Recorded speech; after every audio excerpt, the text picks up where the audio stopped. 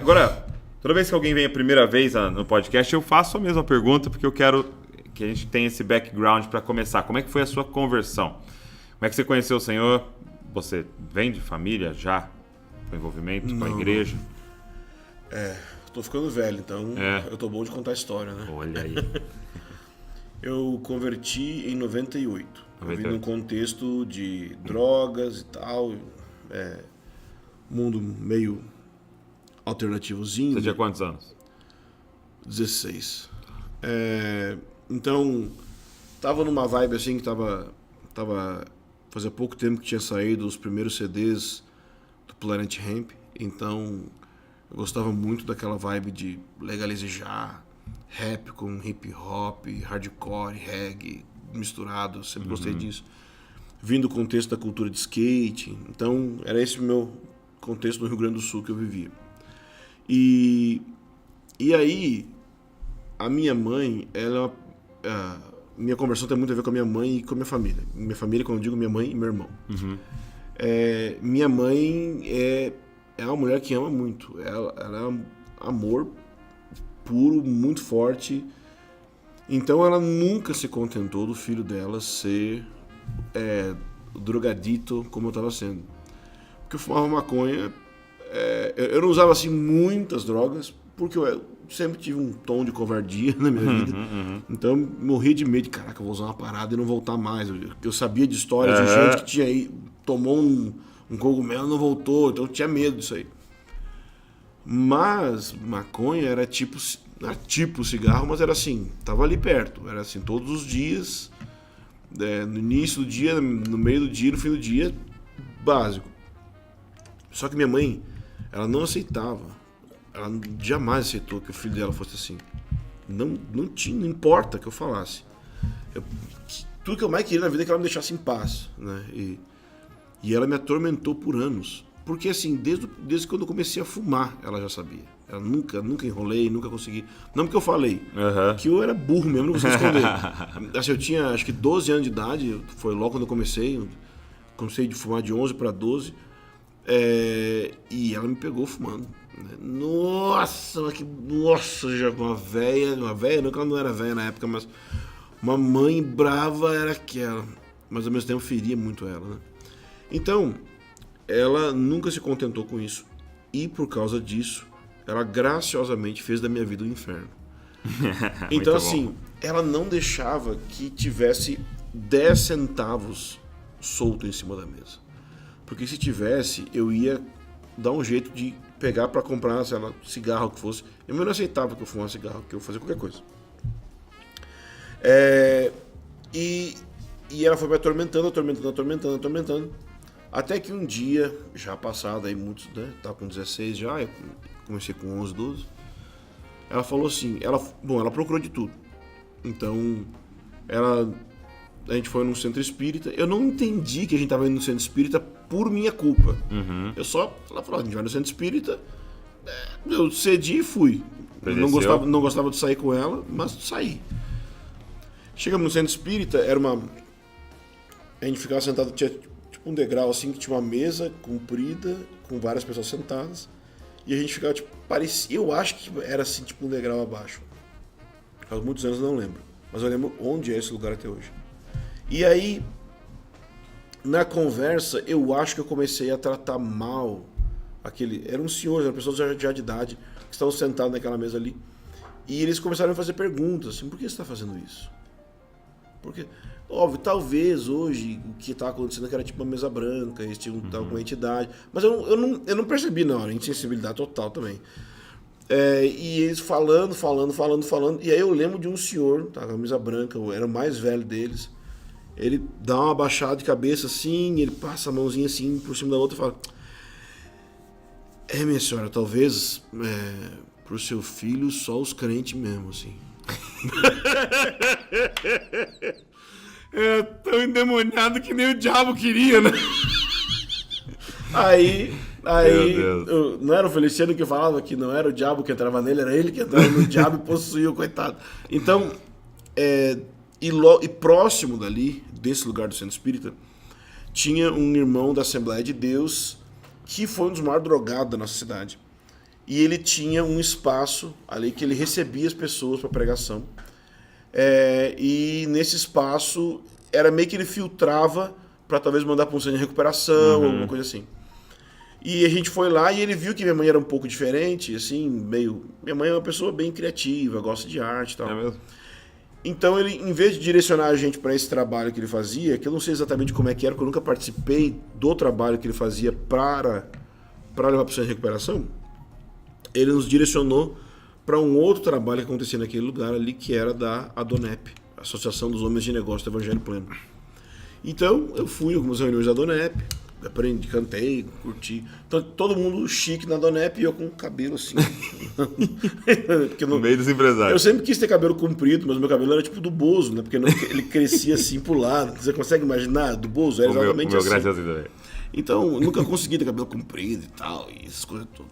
Então, a gente ficou ali um tempo e eu não converti, eu odiei aquilo. Não é que eu odiei, pra mim não tinha fazer sentido. Passou um tempo. Minha mãe começou a orar, bem sério. Começou a jejuar, bem sério. E ela fez mais uma proposta graciosa. Ela falou assim: filho, vai ter um retiro da igreja, do Evangelho Quadrangular, porque esse pessoal da Donep... Então ela se converteu? Ela converteu. Então, ok. Sério, assim. Ela falou: vai ter esse retiro dos irmãos da igreja do Evangelho Quadrangular, porque vários dos irmãos dessa Adonep, dessa célula, eram desse quadrangular. E ela falou assim: então eu quero que você vá no retiro, senão você vai pro conselho tutelar. Eu vou te dar. Graciosamente. Aí eu senti no coração, assim, poxa, acho que eu deveria ir no retiro, não sei porquê. O que eu fiz? Cheiramos cocaína a noite inteira. Cheiramos assim, eu e os caras cheiramos cocaína a noite inteira. E aí à noite eu falei pros caras, a gente tava no terraço de um prédio, não era nem terraço, era parte do teto, em cima do prédio, assim. Na área das máquinas, eu falei, doidão de cocaína, eu falei, amanhã eu vou virar crente. Mandei assim, eu lembro até hoje que eu mandei assim pros caras. E que é isso? Meu apelido era Caô Vermelho, mentira vermelha, que eu mentia demais. Que é isso, Caô Vermelho? Da onde? Eu vou virar crente, amanhã eu vou virar evangélico. E vai virar pastor. E aí fui pra casa, né? Deitei na cama, óbvio que eu não dormi, eu fiquei com os olhos regalados assim. Aí chegou a hora de ir pro retiro, eu fui. Cheguei lá, primeiro cara que eu encontro. Toda igreja tem um louquinho, não tem isso? Toda igreja tem um louquinho. Eu encontrei, o louquinho da igreja me recebeu. Na porta do ônibus pra ir pro retiro. Ele falou assim: você acha que não consumir carne faz bem pra espiritualidade? Imagina o doidão. O primeiro contato que eu tenho assim com os caras da igreja é essa daí. Pô, sei lá, velho. Aí fiquei no retiro. 2, 3 dias lá. Ouvindo Racionais e outras bandas no Walkman. No Walkman. Uau, já teve aqui um flashback, né? Voltar assim com caneta Bic, né? E... cara, e tinha muita presença de Deus naquele retiro. Aquele retiro, hoje eu sei, ele foi parte de uma semente pro início da Igreja da Comunhão Ágape no Rio Grande do Sul, a igreja que o pastor Marcelo Jamal lidera.